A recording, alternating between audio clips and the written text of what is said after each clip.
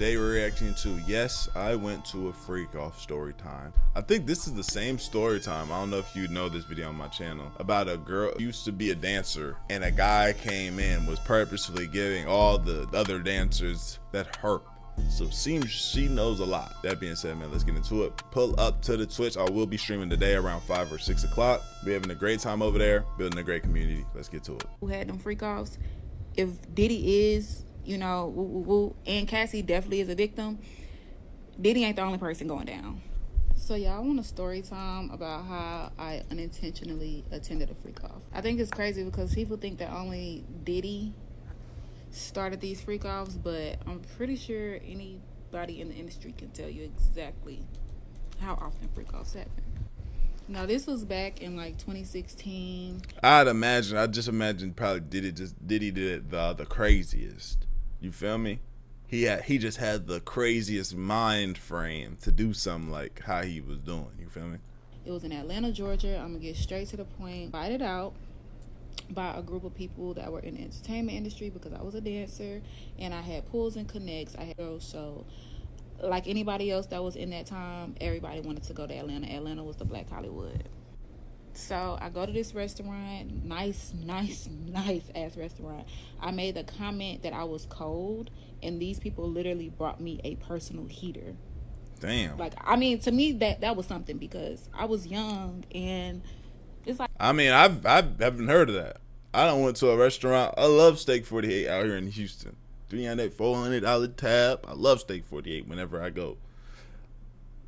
I ain't never been said a comment, damn, I'm chilly, and the nigga brought out a motherfucking heater for a nigga. Never.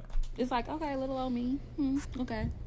So fast forward that night, it was 3 men, and this is at the hotel. It was 3 men. I was family with one of them. So mind you, I was supposed to have 2 separate rooms. Everybody was in one room. I'm the only female in the room. That was the first red flag. I didn't care because I just knew at the end of the day, like, I could call up a female and it's Atlanta, like, come on now. Okay, we go to this party that I wasn't even intentional. Only me and the older guy went. No one else back at the room was invited to come. Invited to. It was like I was just a +1. Mind you, I did know the dude very well. It wasn't like he was a stranger. No, we had done plenty of shows together. With I don't want to name drop, but like I am just to show credentials. It was Jessica, Dom, Melissa, Stevie. We had to work with a couple people. Okay. At the time, Love and Hip Hop was just starting out. So later on that night, it was a party, and it was a masquerade party. Did not know too much about masquerade. That's what the mask and shit. I feel like that alone.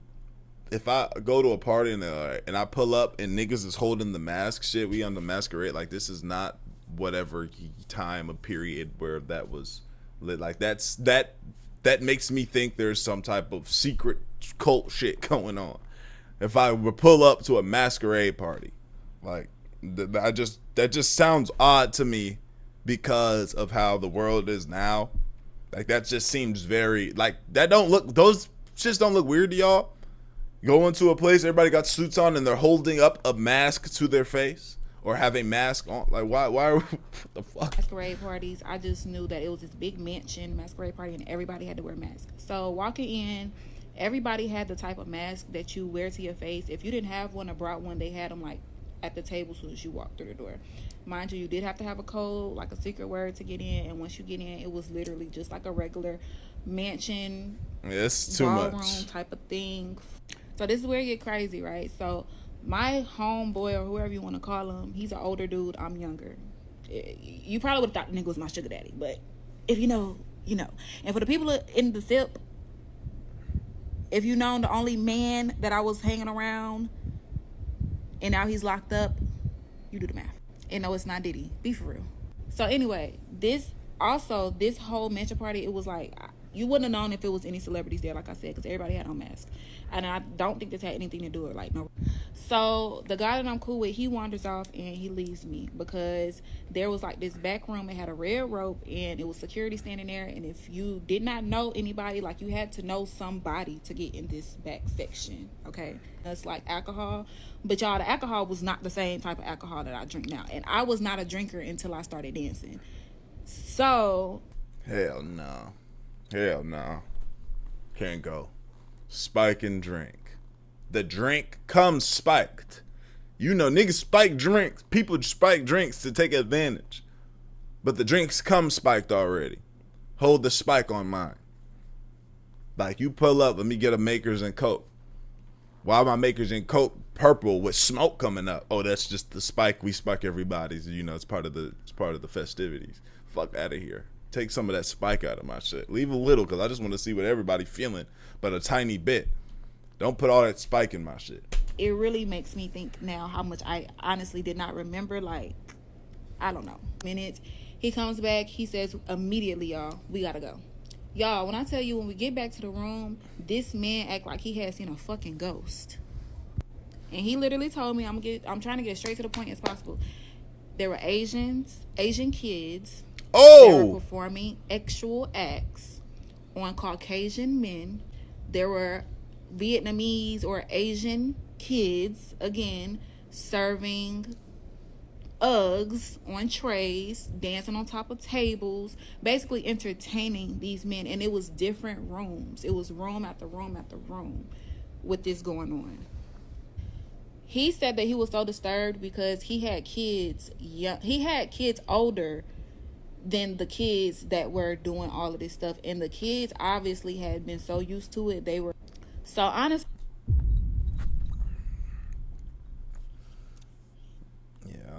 This shit, bro. Fuck. Yeah, that's crazy. Yeah, that's crazy. That's crazy. I wasn't expecting. Yeah, if y'all know me, especially with my other channels, with anything like kid related, like I hate shit. Like I don't watch movies, video. I think there's a new movie on Netflix people talking about. So I heard something had to do with a child passing. I don't, things with children. I don't like shit like that. I didn't know this is where I was gonna go. So now y'all are getting my like real reaction to like shit like that. I hate hearing shit like that. Honestly, it had me thinking, if a grown man is spooked out behind what he saw, how? Like, and y'all know how people be like, you know, like they'll make jokes like if like a baby, like, oh, would you punch a baby in the face? Or like, I don't even like jokes. Like I don't like, for $1 million, would you kick a baby? And I hate hearing shit like that. That's just so disturbing to me, bro. Like the most pure, precious being. I hate hearing shit like that. That kid joking shit. I don't like shit like that. Till that day, y'all, when I say he was, like I said, promoters back then were not the same as promoters we're not the same as promoters now. Promoters back then actually booked people, like I said, we booked numerous of celebrities at the time, and it was never no problem. And like I said, the names that I dropped had nothing to do with this freak off, so that was just for credentials. But he stopped promoting, he stopped doing music. Damn. And he's also locked up right now for, like, I think drug charges, I don't know, but he was never I'm done with that shit. Yeah, he saw.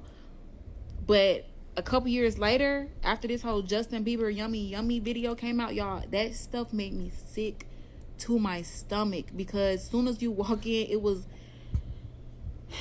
just go watch that video if you ain't watched the video, but that's basically exactly how it happened.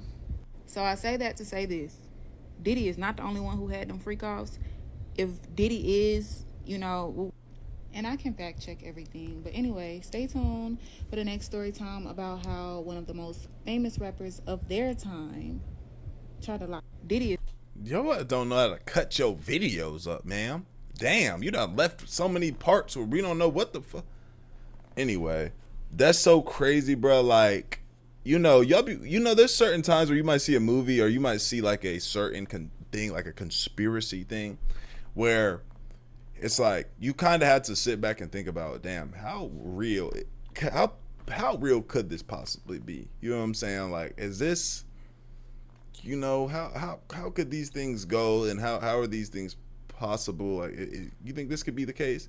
It always leaves something up in your imagination, but when you hear shit about this, it just like why even make up a story like this? You feel me? What goes in your brain to be like, I know what I'm gonna do, so I'm gonna make up a story about, like, nah, that's so crazy, bro. I wouldn't even, but things like this I could never even get caught up in, because my my level of like wanting to know and experience odd private parties where we all go. I don't want to do that. That don't even sound private. Where we have to have a secret code.